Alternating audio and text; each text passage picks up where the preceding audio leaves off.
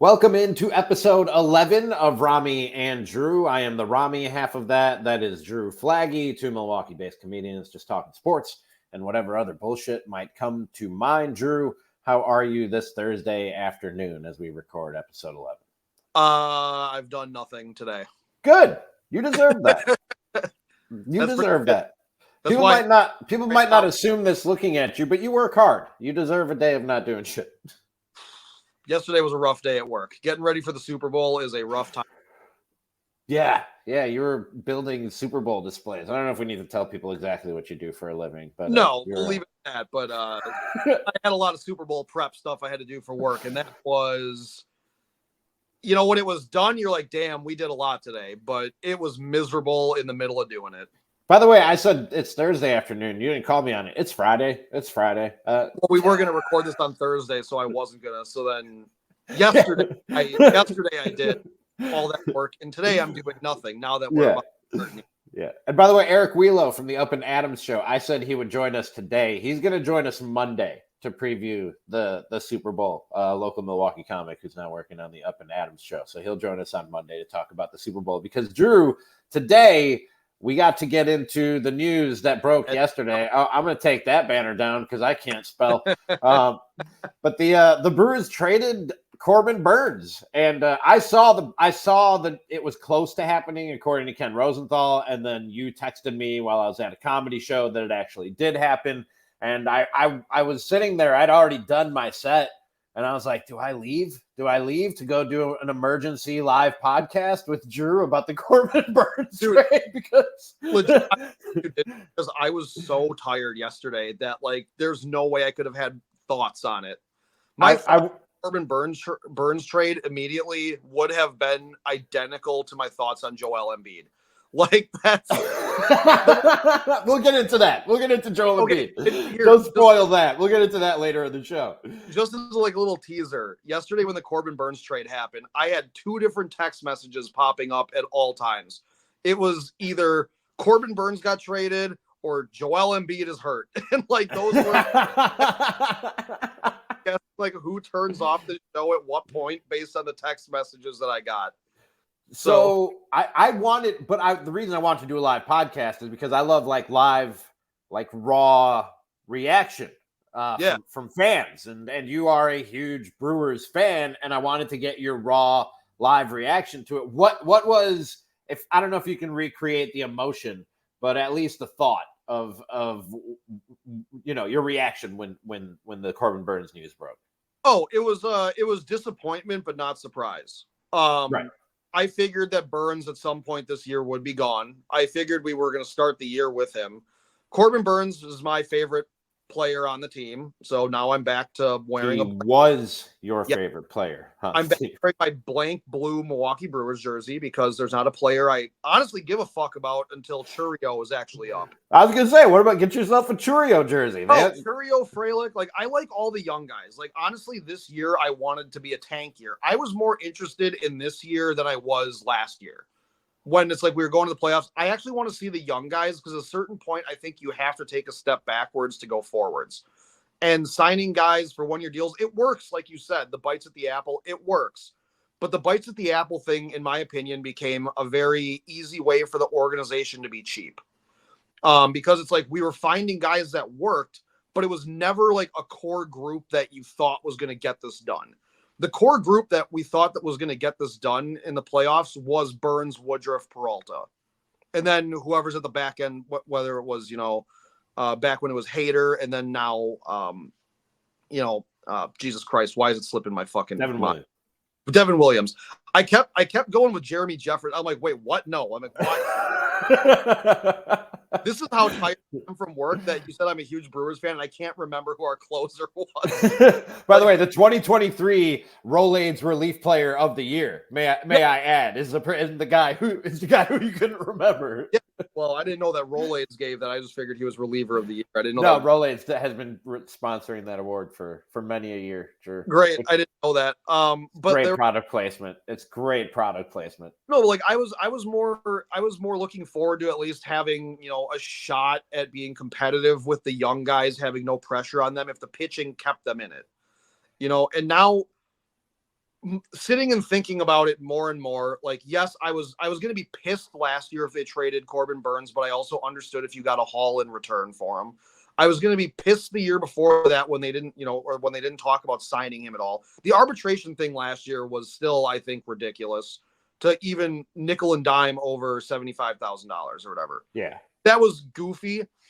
And now, having thought about it like for a little bit last night, not having to do the show, my reaction is what Mark Ananasio has done, because I don't think that this was a Matt Arnold, hey, look, we're going to get everything in return, and this is a great move for the future. This was a payroll dump. And because they avoided arbitration with him, this was a move that they were like, okay, we're going to show good faith now because we got the taxpayers to pay for the stadium. This was a Jeffrey Loria Marlins situation. You see, I don't see it that way, Drew. I don't. And I'm not saying it wasn't a money-saving move. It was. But I was literally, and I told you this, right before we started recording this, I was reading up on the trade and sort of getting some context and some thoughts on it from I checked three different articles or sources, if you will. One was Kurt Hogue from the Journal Sentinel, who covers the Brewers. I read Ken Rosenthal's article at The Athletic, and then they sort of had a staff, like compiled staff article where they gave out grades for the trade by multiple Athletic staff writers before I came on. And I should have put this together, and I'm sure other people have before Ken Rosenthal. But Ken Rosenthal compares the Brewers to the Tampa Bay Rays, and that is where Matt Arnold came from. He was their assistant general manager before he came to Milwaukee to be the Brewers' assistant general manager. And he talked about the fact that he used two words. One was a word, one was an analogy. He said, when you're in a market like that, and I know Brewers fans hate hearing about the market that the team plays in and what limits or restrictions that puts on. And I'm sorry, but that's the reality of it. When you play in a market like Milwaukee or like a Tampa Bay, you have to churn talent and be able to find cheap talent. And it's kind of a shell game. Like you said, it's a salary dump. And I'd call it a money-saving move. And that money might have gone into Rhys Hoskins and may go into other things. And this might not be the last trade. And Drew, you said you were hoping that they could contend this year with the young guys. No, I say keep hoping. I think it's still very possible that they keep competing with these young guys. I wouldn't mind if they were bad. Like if they were a 40-win team this year, if they didn't win a game all year, but you got major league experience out of all these young guys, that's what I want. I almost want this to go back to pre-Fielder and Weeks days, where all I want is like get these young guys that we've been told they're studs in the minors, get these guys major league service time. Honestly, if we had a first baseman, I wouldn't want Rhys Hoskins. If we had guys that were getting ready to come up, I wouldn't want us to go spend money. I would want these guys to go play at the major league level and whatever happens. But you're never gonna bring up talent at every position. There's always going to be outside talent coming in, whether it's through trades or whether it's through free agency. And I really like the Rhys Hoskins signing. We talked about it here on the show, and I think that was a bargain for a guy who's a professional hitter and a run producing machine throughout his career. I liked it better when we had the pitching that it made sense of like, okay, we are going to try to make the playoffs while developing young guys. Freddie has had a lot of injury problems. Like he's been the guy, like when Woodruff got hurt, Woodruff was hurt for a while. But Peralta's man, that guy's like Anthony Davis, dude. He's street clothes. That guy is in and out of the he might pitch twice in a month. He might pitch 5 times in a month. Like that guy is, and it's always like weird little nagging injuries, like a shoulder thing, a rib thing, a hamstring. Like he's always got something wrong with him. And it's like, that's who we're now relying on is fastball Freddie. And again, his contract isn't worth anything. He's not making a lot of money. This is a club friendly one. And this is why I think something stinks with Mark Ananasio doing this, because he came to the state with his pockets turned out because, the Brewers need to make all these renovations, or the MLB was thinking about relocation or whatever it was. And he did hold the taxpayers and the fans hostage. And what it's been is this team has been going to the playoffs 5 of the last 6 years. You know, we're bites at the apple. We're always in it. We're always contending, guys. And then one of the guys who was keeping you in that, you avoided arbitration, and the fans were like, oh, cool. They actually paid the guy. Maybe so. And they're like, nope, we traded him a week later. Like, this is the kind of shit with Mark Ananasio that I'm like, I think what he's doing is you only got Yelich on contract. You got Rhys Hoskins for only 2 years. You know, you got a bunch of young talent that the MLB, I think he's getting ready to sell his team. And I hope he fucking does. I hope he maximizes this goddamn thing and he goes, and I know this, if Sparky hears this, he's going to have an aneurysm, but you go get a fucking Haslam group or something like that. You go get somebody who maybe is like, okay, maybe we will spend a little bit more money on this team. But like, to me, Mark Ananasio is a guy who just likes to say he's a baseball owner to all of his rich friends. I think that's seriously it. I think Mark Attanasio does have. I think he has a passion for baseball. I think he has and you know, an affinity for the Brewers. I don't know that he. That's not, but I don't think that's even important because I'm not here to defend or cape for Mark Attanasio. And when you call him cheap, I guess I can't really argue with you or blame you because Craig Counsell could still be your manager, and that's one thing that I can't really defend when I talk about the way that the Brewers operate. To let that guy slip through your fingers is inexcusable. And the reality is that Mark Attanasio and every other I one time, Drew, said all these billionaire owners, and somebody went through the trouble of like pointing out to me and sending me like the net worth of all 30 Major League Baseball owners. Like, most of them aren't billionaires. So I have to be very clear here. Yeah. All these multi-millionaires and billionaires who own these teams, they very easily could go out of their pocket and pay these guys, no matter what market you're in. Mark Attanasio could afford to pay Craig Counsell. He could afford to pay Corbin Burnes and anybody else. And they could get in on big free agents if they wanted. And it might not look great in the books on a year-to-year annual basis. But when you look at what these teams are being bought for, the way that they appreciate and how much they sell for, like, he's going to get that money back tenfold at the end of the day on his investment. So I can't defend Mark Attanasio. And I'm not going to tell you not to call him cheap because in a sense he is. But I'm talking about from a baseball operations standpoint. Given how much Mark Attanasio wants to spend and the realities of baseball economics, the way that they do things, and including this trade, I kind of believe in and agree with more times than not. Well, you got the thing on the banner. Did they get enough? I don't think so. They said that what's his name? Ortiz. They said that, well, number one, I saw a lot of people saying he's a Packer fan, so that we automatically like him for that. I mean, fucking Craig Counsell's a Bucs fan. Yeah, don't you? What does this matter? Like, no, but they said he's a glove first shortstop. Well, Willy Adames bats fucking 203. He's a glove first too. Sure, he'll run into a home run when a left-handed reliever comes in and he can pop one out when we're up here. But he's a glove. Okay, so now you want a Milwaukee player that I don't stand for like I do with all the players on the Bucs. Fucking Willy Adames, guys, that's the one. I am the only one who doesn't have a 27 jersey in this fucking city. Yeah. I can't stand the strikeouts. So it's like, well, okay, so he hit 30 home runs. But like, how many of those were clutch home runs last year? How many of them gave us the lead or tied a game? Like, you know how many it was? I looked this up last year. It was 4. He hit 4 home runs that actually fucking mattered. And what did he hit? Like 27? If you went 4 for 27, you'd be yelling trade Dame Lillard. I mean, you'd be saying like you go 4 for 27. You'd be saying fire Adrian Griffin if somebody went 4 for 20, but you weren't. You're like, oh, we love Willie Walkie. But, see, I would think that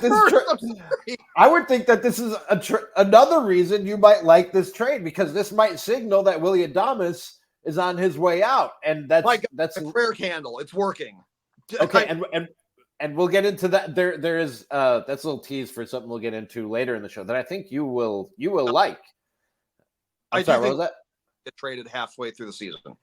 Maybe because they avoided arbitration. Before that, they're going to unload him. And the Dodgers, for whatever reason, have some weird fascination with him. Like the Dodgers seem like they. So all right, cool.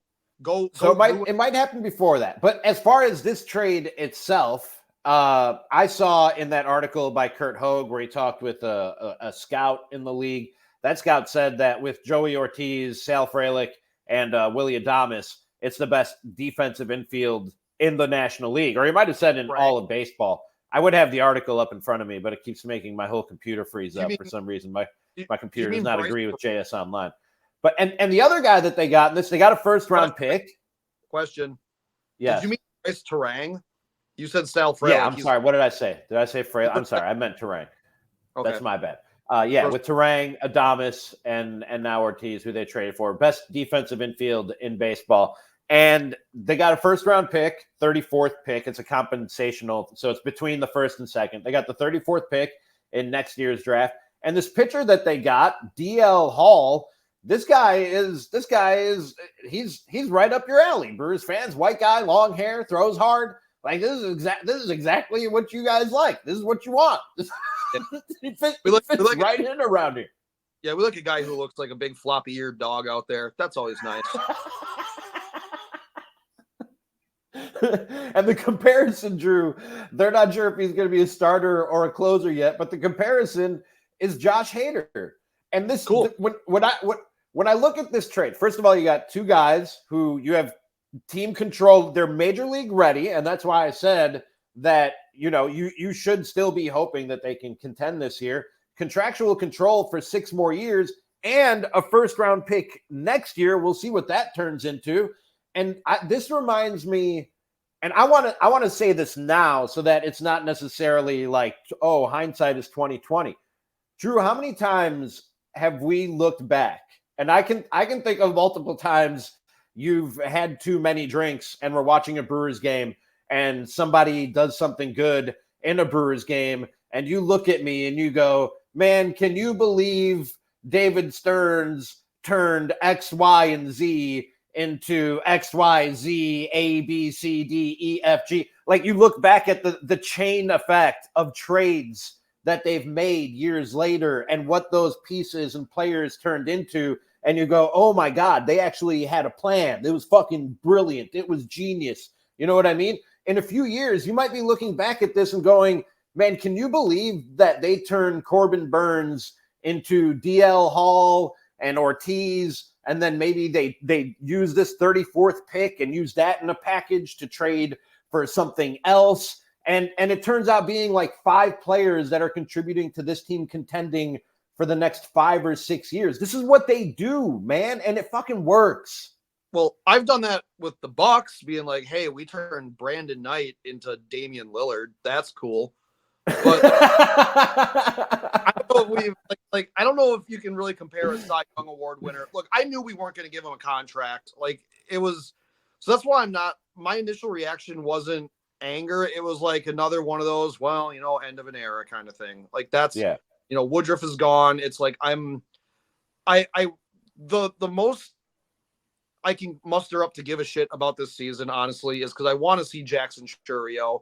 And I'll be excited if he wins. Like I'm going to be pumped if he wins Rookie of the Year. I'm going to be pumped if he makes the opening day roster, to be honest. That's what I really want. I want to see the young guys play. I don't, whatever. It's like if these guys turn out to be great that we got in the trade package, awesome. If they turn out to be busts, awesome. Like I don't know. Like we weren't keeping Burnes. We weren't going to ever pay him. And, I can cope and try to say things like, yeah, but he falls apart in September and stuff. It sucks that he's gone. Yeah. And I knew that this was coming at some point. I'm shocked it happened 2 weeks before pitchers and catchers report. But also, the Orioles just sold their team, like, for a lot of money. Yeah. Like, didn't the guy who just owned them, he bought them for like $183 million or something, or like 1 year of Ohtani's contract. I think that's how the math breaks down. Yep. And then it's like, he flipped it for like 2.3 billion. Like, awesome. That's really cool. And like, that's what I'm really honestly hoping Mark Ananasio is doing. I don't blame you. Again, I don't blame you for your criticisms or any animosity that you might have for Mark Attanasio. Animosity for Attanasio. Animosity for, that's a hard one to say. Go ahead. That's like unique New York. That's good. I will say this, while I'm saying like you should still be hoping to contend this year, and I think they can win the NL Central. Like on the one hand, after this trade, you're kind of going, well, who the fuck is pitching? You know what I mean? Because you have Peralta and Wade Miley, and I don't know who else is necessarily set in the rotation right now. But also, Drew, and this is part of that kind of just trust you have to have in the organization. Like, how many pitchers have the Brewers churned out over the last few years, both starters and bullpen guys that didn't necessarily end up having the ceiling that most people thought they had when they came into the league? Yeah, well, I mean, I think this just cleared a lot of way for Gasser now, because that's the guy that we're all high on. Like, that's another guy that I wanted to see up here at some point. So I think Gasser is going to be, I don't know, it's going to be interesting to watch him. Like, I'm one of those guys that, like, when I buy tickets to go to a Brewers game, which I didn't buy any to go, I went to 4 games last year, 2 were playoff games, and I didn't pay for a fucking, so this might be my fault. Honestly, guys, I'm sorry that this is my fault that I didn't give Mark Ananasio enough of my money outside of beer sales and taxes. That's my fault. That I worked a day job and put up Super Bowl displays yesterday, and I couldn't make this work for us. That's honestly, I'm looking in the mirror right now. Yeah, you couldn't afford Corbin Burnes. It wasn't Mark Attanasio. It was you. That poor millionaire, that slimy little fuck from New York or whatever. I'm sorry. A humble Midwestern guy trying to make a living and trying to make my payroll work for the Milwaukee Brewers. He's from Los Angeles. I didn't come to the state with my pockets turned out. So what am I doing? That's my fault. Guys, I'm sorry I traded Corbin Burnes yesterday. It's all on you, Drew. It's on you. It's on you and every Brewers fan listening to us right now. You just didn't give Mark Attanasio enough of your money. That's really the problem. This is like the Eric Andre thing where it's like where he shoots the guy and then he's like, "Why did you do that?" Like, that's. So I do wonder who's going to pitch, but I also have a feeling they'll figure it out and it'll be pretty good. There might be a giveaway day where it's like pitch an inning for the Milwaukee Brewers, guys. You know how they have the kids? They have the little kids to announce the hitters for an inning. What if they just bring it? The PA junior announcers go, and now pitching for the Milwaukee Brewers. You're gonna hear a kid say, "What the fuck?" Like, that was sponsored by Kohl's. He was a kid. He's gonna be traumatized. Just send an 8-year-old out there to get rocked. No, I think they'll figure it out. I think they have a better idea than that. I have to assume they have a better idea than that, Drew. Sending an 8-year-old out there to get rocked wouldn't be the worst thing in the world, because we did have like 3 seasons of Jeff Suppan. So, do you remember that bobblehead? Dude, the bobblehead should have been him bending over and watching the ball go over the fence. Like, it's just...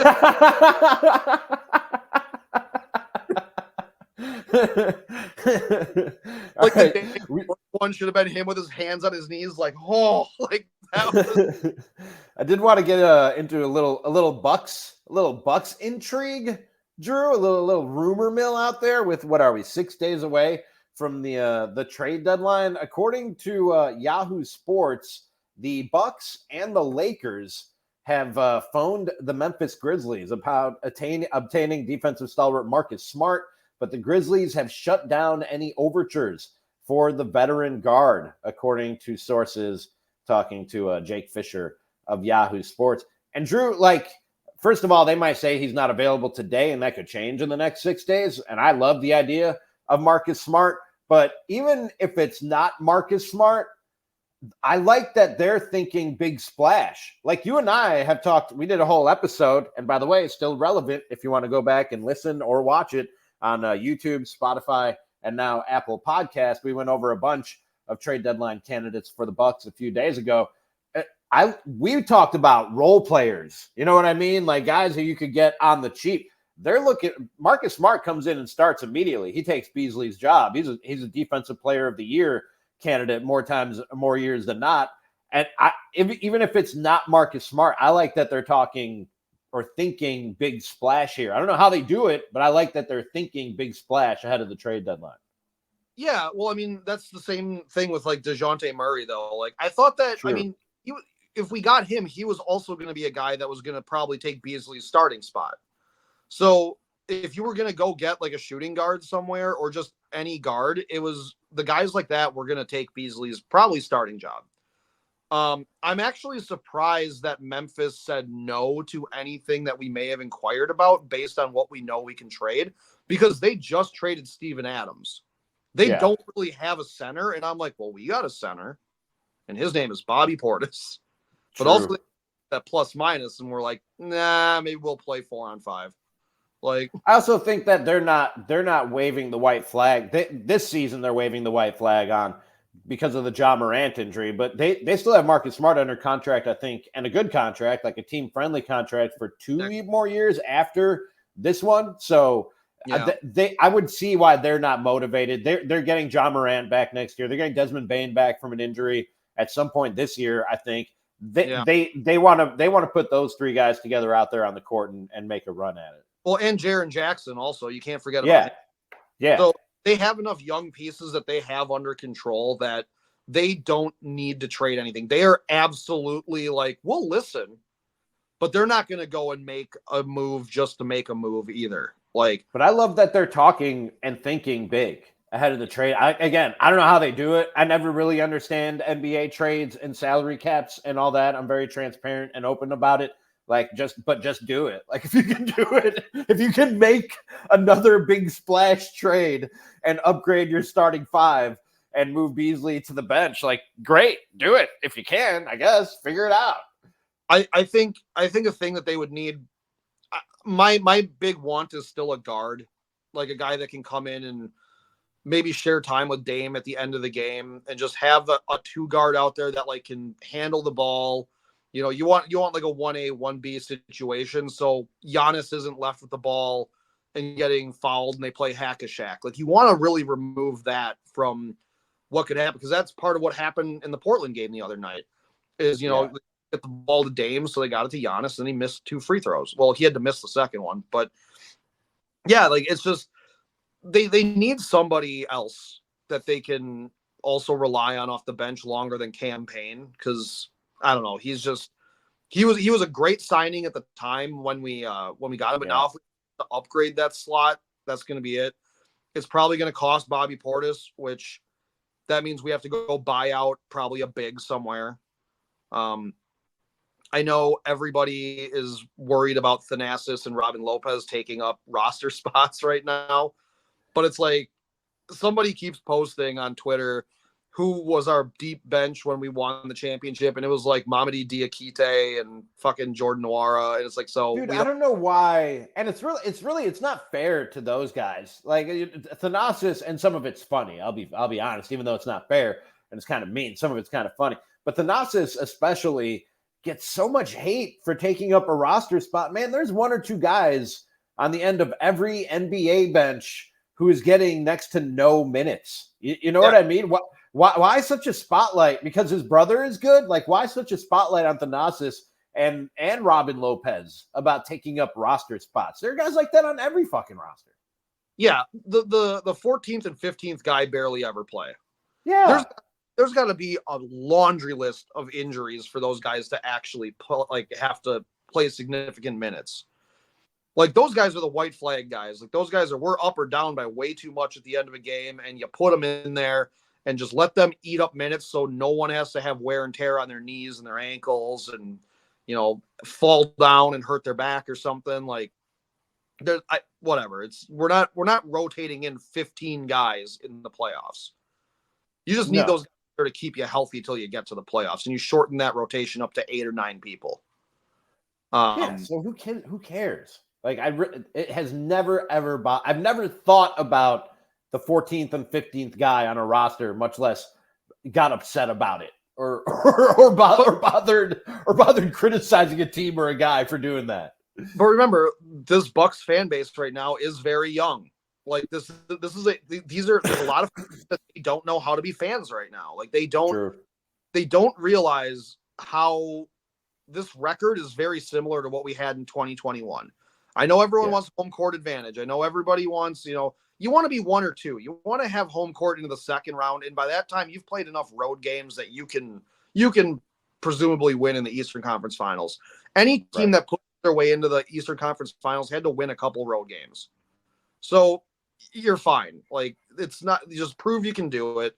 They just got to get everyone in the starting rotation playing better.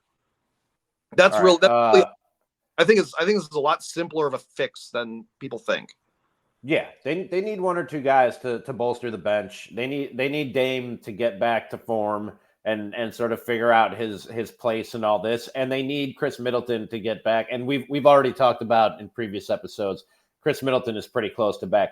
If those 3 things happen right there, hell, even if Dame, even if it's of those 3 things, even if it's just Dame getting back to form and figuring this all out and then figuring this all out with him as a part of it, that alone might be enough, man, just because of how great Giannis and Dame and Chris are. Yeah. Well, so, and like, I don't listen to what ESPN says. I'm aware of it, but I don't take it to heart or anything like that. So I've had people, ever since we started doing this, a lot of people like to give me their opinions now. And I know that a lot of our friends, comics, they really fucking like to get me riled up on shit. Yeah. And like they all know that if you get me started on something, I'm going to go. That's why like my girlfriend says like 4 words to me a week. She doesn't want to get you started. No. I'd have to hear your bullshit. No, it's whatever.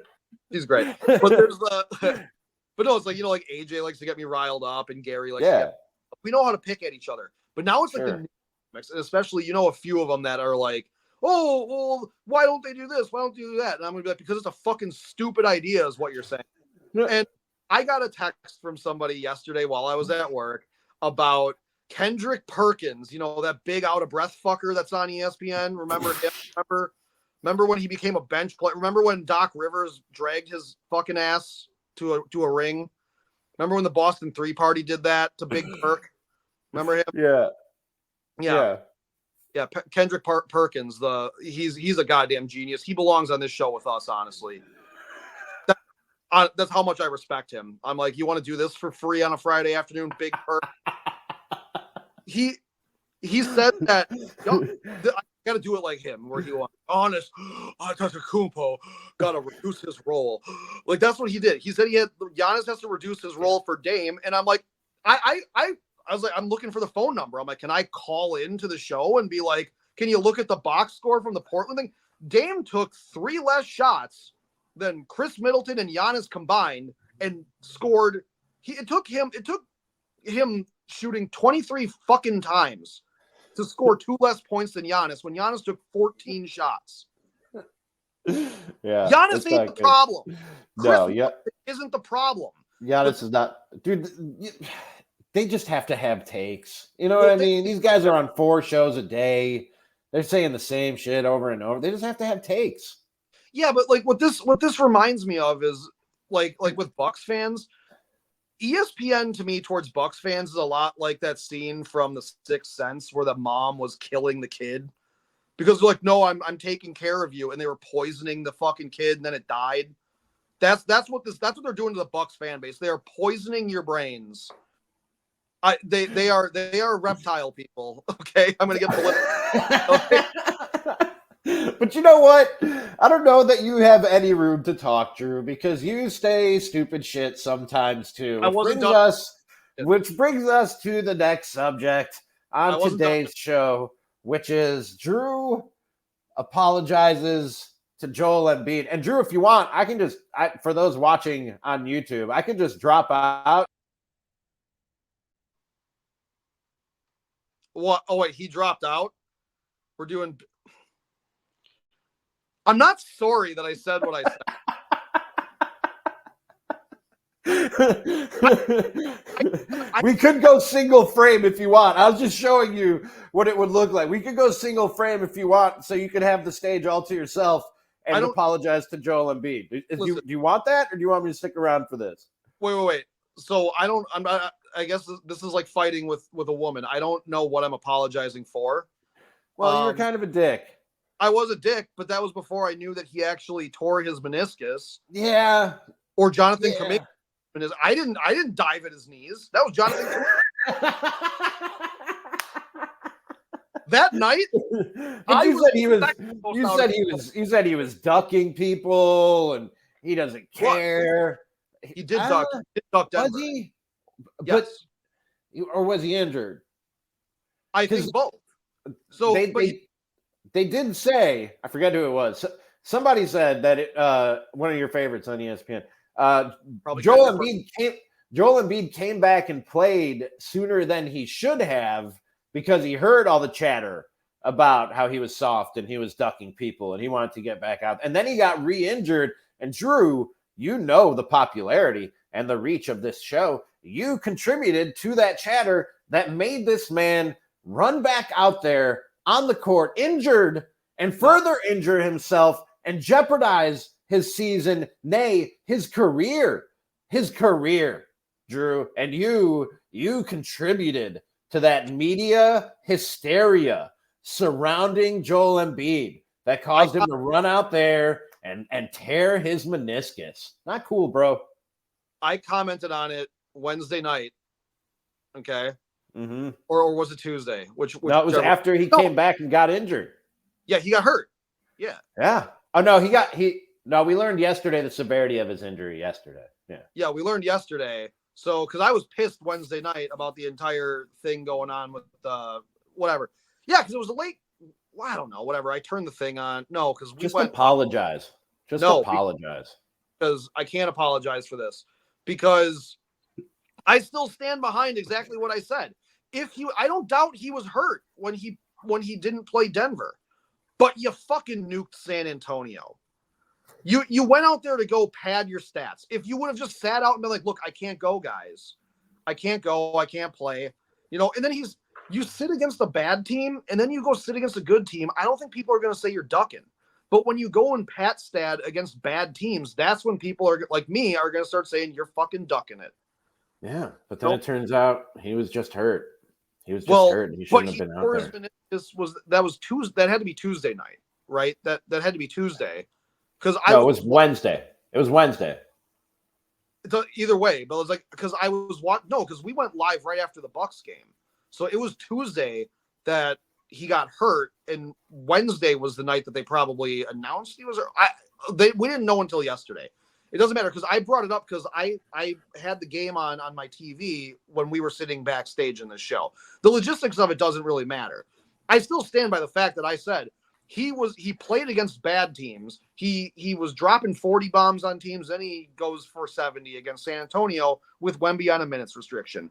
And then you don't play against Denver. So to me, that looks like, yeah, you are ducking. Because you were going to go play against teams, low pressure games. That San Antonio game where he scored 70, they needed all 70 to win that because he fucking they won by 10 in that game. But like that's ridiculous that I have to apologize. I think you should. But that's all right. Like, if you're not willing to, it's all right. We can move on. No, they did all of this because of the whole thing where it's like, yeah, if he doesn't get his awards, then he doesn't get extra money. Well, you know what? And this is Tyrese Halliburton too. You don't get paid for not doing your job just because your goddamn employer employs you. You still got to do your job. That's for every job. That's at my job. It's like at my job, we get sick days. I've worked at my place of employment for 11 years. We just finally went up to getting 6 sick days for the entire year. These guys get to miss 82. They get way more sick days. 16, I think they get 16 days. If I have the numbers right, I think it's 6. They're allowed to miss 16 games and still be in contention for awards. You get 16 sick days, dude. Okay, but I mean, I know I'm not an. Yeah, every time they run out there, like I know your job is physical. Like, I'm not going to say your job isn't physical, but every time they run out there, they're risking injury. You know, these guys are running top speed and jumping and fucking everything else. They're risking. They're putting that risk out there every time that they play. There should be, and I'm not saying I don't like the rules or I disagree with the rule. I don't know. I want to see how it plays out. This is the first year they're doing this game minimum for awards and contract bonuses and things of the sort. So I want to see what type of effect it has and how it all plays out. But I do think that they should have some leeway when we talk about their physical well-being, given the risk to their physical well-being every time they step out on the court or whatever sport it is they play. And I'm not going to sit here and say this about athletes. I'm not going to be like, "Whoa, they're overpaid," because it's not like they just show up to the stadium and that's all. There's conditioning. They got shoot-arounds. They got meetings. They got stuff that they got to do. You know, it's like they work year-round on their bodies to keep themselves in shape. I'm not going to sit here and act like this is only an 82-night-a-year job, or that the NFL is only a 17-week job. You know, it's like that's not what this is in baseball. You know, like that's obviously every single day, but like. The rules exist because other people were taking advantage of it. Yeah. The NBA does exist because the fans want to watch the players play. You want to see your best players play. Okay. I totally understand, especially in the best players are usually all-stars, all NBA. You know, that's what's going to happen. Like you want your best players out there for your fans who are paying with their hard-earned money that they might only get 6 sick days a year. But you get to take off whenever the hell you want to, I guess, and you can still demand pay increases for it. And it's great that the players can advocate for themselves and they got a players union and everything like that. And that's fine. But Tyrese Halliburton, I do feel bad, honestly, as much as I've picked on. I will apologize to him because I've picked on him a lot. I feel bad that Tyrese Halliburton might, miss out on some monetary incentives. It's $54 million or something on like his next contract. Yeah, it's a lot of money. Sucks. That incentive is what a lot of guys just kind of get paid for 3 years. Yeah, like some dude's entire contract in just incentives, and that does suck because I do think Halliburton's hurt and everything, and I do know that like Embiid's hurt, but the guys like Kawhi Leonard are honestly the reason why this rule exists, because you had the load management things. You had guys sitting out against stiffer competition. You had guys sitting out on their home court.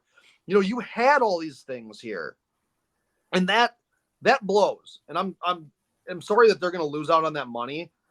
It's not their fault this rule exists, but now they're playing in an NBA where the rule is in place because other people and other teams and other GMs or owners were taking advantage of this. Yeah. It's there for a reason. It's definitely there for a reason. I've never thought the load management was that big a deal, and it definitely doesn't affect the bottom line. Like people still watch, people still show up, even if the superstars don't play. But I get it. I get what they're doing and why they're doing it. Like I said, I'm not sure how I feel about the rule yet. I want to see how this season plays out and what effect it has. But I get it. I get both sides of it, quite honestly. I do think they need to revisit it, and for guys like Tyrese Halliburton, who could easily make NBA or all NBA, I do think that like making all NBA, I'm not against that being a thing where like if a guy is playing scoring 35 points per game and then blows his ACL out or something, and he only plays like 30 games and there's no dip in his stats or something, I think you could make an argument that guy belongs first or second team all NBA, barring the injury or something. Yeah. I don't think he should be eligible for MVP. I don't think he should be eligible for Defensive Player of the Year or Sixth Man of the Year, because you have to play at least a majority of the year. Remember when Yao Ming made the All-Star team because China, I think the number is 20 billion people living there. I think that's the number in just China. I don't know, honestly, if you're anywhere close. 7 billion people on it, and China also I know has it's a lot. 20 billion. I don't think that. Now that you did that math, I think you're wrong. But I mean, this country is part of Earth. So like college campuses, Canada, and China. I'm sorry, you're not part of Earth. What? I didn't say anything about fans. They can be part of Earth. That is true. That is true. So like, I'm gonna be nice to the Swifties, but not like, I'm sorry, you guys are too communist for me to. And I like the NBA just like China does. I wear All right, before we wrap this up, because I do have to go to work tonight. I can't call in with load management. But before we wrap this up, I did want to introduce a new segment on the show. Drew, it's Ramie's Bookmark Club. Like, Oprah has a book club.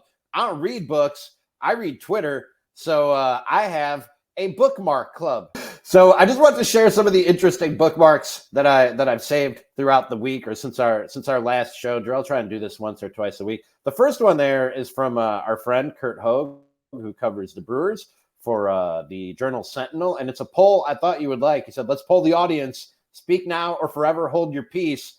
Should the Brewers trade Willy Adames?" 68% say yes, they should. So you're not alone, Drew, in your hate for Willy Adames. 68% of the people are saying yes, they should trade him. Yeah, I agree with that. I thought that would make you happy. I thought this would make you upset. I don't know this person, but Big Dog TJJ shared this screenshot, Drew, from the other night when Brook Lopez shot the three-pointer. And as you as you can see, standing about 6 feet to his left, wide open, is one of the greatest clutch shooters in the history of this game, Dame Lillard, who just passed the ball to Brook Lopez, and it could easily go right back to him for him to attempt the game winner, which I think most people would agree, probably a better option. Oh, and by the way, if you look, 9.5 seconds left on the clock, Drew, for somebody to do something other than Brook Lopez shoot that fucking shot. So I mean, this is about the point. When I saw that elbow cock back, I was like, I yelled no. Like, I felt like I watched an old woman with a walker walk into a crosswalk. I was like, no, like I'm not. Because we went on right after the game. I was like, I need to get a better look at what exactly was around Brook Lopez when he decided to take that shot. This screen grab right here. And for those of you watching on YouTube or listening on Spotify and Apple, I'm just like, I described it for you already, but it's Brook Lopez cocking back for the shot. And Dame Lillard just standing alone about 6 feet to Brook's left. Dude, he looks like fucking Tiny Tim. He's like, or what is it? No, it's not Tiny Tim. What was the other one? Please, sir, I want some more. Like that's what. Oh, it looks like he's holding a bowl of empty soup. It's just tragic. All right. And one more thing I wanted to. If you turn, I'm sorry, you had more on that? Yeah. If you turn you can't do it. I'm just saying, like, if they showed it from half court, the picture of it, Brook did have more real estate around him than what it looks like because of how the camera angle is. He did like that. There was no chance that shot was getting blocked. But Jesus Christ, man, like that's a hard one to relive. Like. That's like when the Brewers were playing the Nationals in the wild card game, and I forgot who it was. Gary's going to lose his mind on this one now because I can't remember who it was, but slid for the ball. Like Hader got out of the inning and slid for the ball, and that ball rolled to the fucking fence. And that was oh, it was it Tyrone Taylor? Maybe, yeah. It might have been. Former great Tyrone Taylor. Yeah, he got traded. One more thing, and this is also going to be a tough pill to swallow for Drew and Bucks fans everywhere. This is a tweet from Bucks Breakdown, and it says, "Oh, geez, what just happened? My screen just went away." Here it is. Bobby Portis is a team low -82 in the month of January. Pat Connaughton is second worst with -56, followed by Campaign -33 and Jay Crowder -31. Drew, I know like plus minus is not like the be all end all stat. Plus minus a lot like I do ERA, which is when like it doesn't tell you everything, but when it's that bad, that's bad. You know what I mean? That puts into numbers what we've been talking about with this Bucks bench since we started doing this podcast a few weeks ago. Yeah. And just like ERA, the plus minus doesn't solely rely on just an individual player's contribution. It's who you're out there with. But when Bobby Portis is minus 82 and the other guys that I think are like, when I think that Pat Connaughton is the toughest to watch out there. Oh, did I compare it to ERA? I meant to compare it to wins and losses for pitchers. Oh, like it doesn't tell you a lot.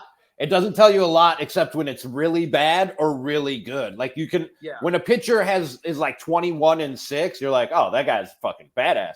And if a pitcher is like 3-18, you're like, that guy probably sucked.